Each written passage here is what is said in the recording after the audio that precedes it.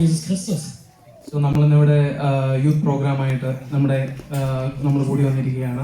Wir sind hier als Jugendgruppe hier heute, als Jugendgottesdienst hier. എനിക്കറിയാം നമ്മൾ പ്രോഗ്രാമിന് വേണ്ടി വെയിറ്റ് ചെയ്തിരിക്കുന്ന സമയത്ത് ഒരു പ്രസംഗം എന്ന് പറയുന്നത് ഇനി നമുക്ക് സഹിക്കാനാവുന്ന ഒരു കാര്യമല്ല. Ich weiß, Predigt ist etwas, worauf wir jetzt nicht unbedingt Lust hätten. ഞാൻ അധിക പ്രസംഗമാക്കാതെ ചുരുക്കി പറയാൻ ആഗ്രഹിക്കുകയാണ്. Deshalb möchte ich nicht unbedingt als eine Predigt hier sprechen, sondern ich will es kurz und knapp halten. ഞാൻ പേഴ്സണലി നമ്മളിവിടെ ഇത്രയും youngsters ആയിട്ട് programme ഒക്കെ നടക്കുന്നതിൽ വളരെയധികം സന്തോഷിക്കുന്ന ഒരു വ്യക്തിയാണ്. Ich persönlich freue mich super, dass ich hier als Jugend mit euch hier stehen darf. കാരണം പേഴ്സണലി എനിക്ക് വളരെയധികം സ്റ്റേജ് ഫിയർ ഉള്ള ഒരാളാണ്. Denn ich bin jemand, der an sich Angst hat, hier vor der Bühne zu stehen. കാരണം ഞാൻ ആദ്യമായിട്ട് പ്രസംഗിക്കാൻ കയറുന്നത് ഇതുപോലെ ഒരു PYPയുടെ ഒരു യങ്സ്റ്റേഴ്സിന്റെ ഒരു പ്രോഗ്രാമിനാണ് ഞാൻ ആദ്യമായിട്ട് പ്രസംഗിക്കാൻ കയറുന്നത്. Das erste Mal, wo ich vor der Bühne stand, war vor einem PYP in Indien. So ഞാൻ ഇന്ന് ഓർക്കുന്നു, ഞാൻ ആദ്യത്തെ ഒരു പാരഗ്രാഫ് കാണാതെ പഠിച്ച് പറഞ്ഞതിന് ശേഷം ഞാൻ ആകെ പേടിച്ച് ഞാൻ ഇറങ്ങിപ്പോയൊരു സംഭവം ഉണ്ടായിട്ടുണ്ട്. Und ich erinnere mich noch damals daran, dass ich den ersten Paragraphen auswendig gelernt hatte und ich hatte zwar noch andere Paragraphen, aber ich bin danach direkt von der Bühne gegangen.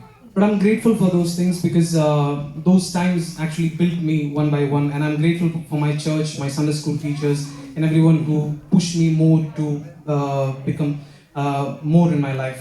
Aber ich bin trotzdem dankbar für meine Kirche, für meine Sonntagsschullehrer und alle Menschen, die mich hier dazu gebracht haben, so im Glauben zu stärken.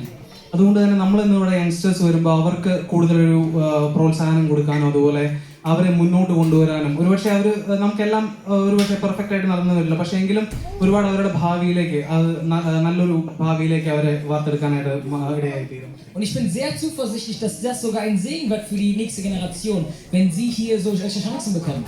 നമ്മൾ ഇന്ന് Jason ചേട്ടൻ സങ്കീർത്തനത്തിൽ പറഞ്ഞതുപോലെ അവിടെ പത്രോസ് ആ വ്യക്തിയോട് പറയുന്ന ഒരു കാര്യമുണ്ട്. Und wie Bruder Jason heute gesagt hat im Psalm, da sagt der Petrus zu der Person etwas. ഞങ്ങൾക്കുള്ളത് ഞാൻ നിനക്ക് തരുന്നു. Was ich habe, das gebe ich. അപ്പോൾ നമ്മൾ ആലോചിക്കേണ്ട ഒരു കാര്യം, പത്രോസിന് ഇത് എവിടുന്ന് കിട്ടി? Meine Frage ist, woher hat Petrus das gehabt? അതറിയണമെങ്കിൽ നമ്മൾ we have to turn some pages back in Bible. Und zwar, das herauszufinden, müssen wir ein paar Seiten zuvor in der Bibel nachschlagen.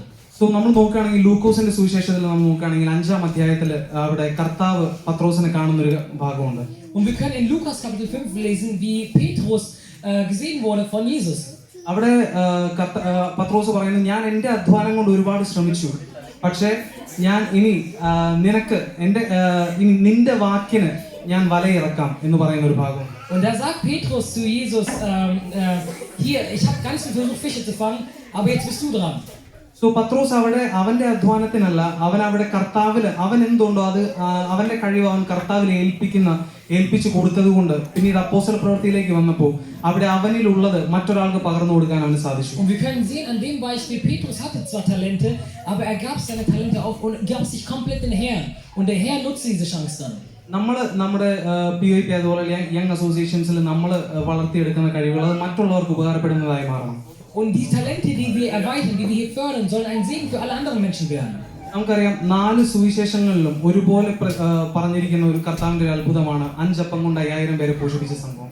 Und wir kennen hier in all den 4 Evangelien ist eine Sache gleich geschildert, und zwar das ist die Geschichte, wo Jesus mit 5 Broten für so viele Menschen zum Essen bringt. എന്തുകൊണ്ട് പരിശുദ്ധാത്മാവ് ആ 4 സുവിശേഷങ്ങളിലും ഇത് ഒരുപോലെ എടുത്തു പറഞ്ഞു? Und warum sagen alle 4 Evangelien genau die gleiche Geschichte auf der gleichen Art und Weise? യോഹന്നാൻ അത് വളരെ വ്യക്തമായിട്ട് എഴുതിയിട്ടുണ്ട്. Johannes sagt es sehr spezifisch. കാരണം അവിടെ നമ്മൾ നോക്കിയാൽ അറിയാം 5000 പേര്, it's an impossible order, right? അത് ഒരിക്കലും നടക്കാത്ത ഒരു കാര്യമാണ്. 5000 പേർക്ക് എങ്ങനെ ഒരു ഭക്ഷണത്തിന് കൊടുക്കും? Und wir können sehen, dass es waren so viele Menschen da und stellt euch mal vor, wie könnt ihr so viele Menschen ernähren? അവിടെ അഡൾട്ടുകളായിട്ടുള്ള അല്ലെങ്കിൽ പ്രായപൂർത്തിയായിട്ടുള്ള ശിഷ്യന്മാർ അവർ നോക്കിയപ്പോൾ ഇതൊരിക്കലും നടക്കാത്തൊരു കാര്യമാണ്. അവരുടെ ഉള്ള സാമ്പത്തികമായ കാര്യങ്ങൾ നടക്കില്ല.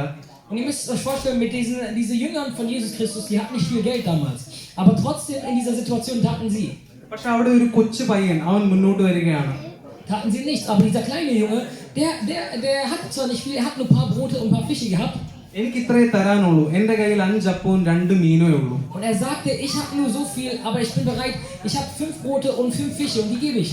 ഇവിടെ ഇതുകൊണ്ടാണ് കർത്താവ് പറഞ്ഞത്, നിങ്ങളിൽ തിരിഞ്ഞ് ഈ ശിശുക്കളെ പോലെ ആകാത്തവരാരും ദൈവരാജ്യം അവകാശമാക്കുകയില്ല. Und deshalb sagt Jesus in dieser Geschichte, ihr müsst alle wie die Kinder sein, denn nur wenn ihr so wie die Kinder seid, wird das Himmelreich euer sein. കാരണം പ്രാക്ടിക്കലായിട്ട് നോക്കുകയാണെങ്കിൽ ഒരിക്കലും നടക്കാത്തൊരു കാര്യം, ആ കൊച്ചു പൈതലിന്റെ, ആ കൊച്ചു കുട്ടിയുടെ വിശ്വാസം മൂലം അവിടെ വലിയൊരു ദൈവപ്രവൃത്തി നടക്കുവാനായിട്ട് ഇടയായി. Und wir können hier sehen, dass nur durch den Glauben des kleinen Jungen so ein großes Wunder geschieht.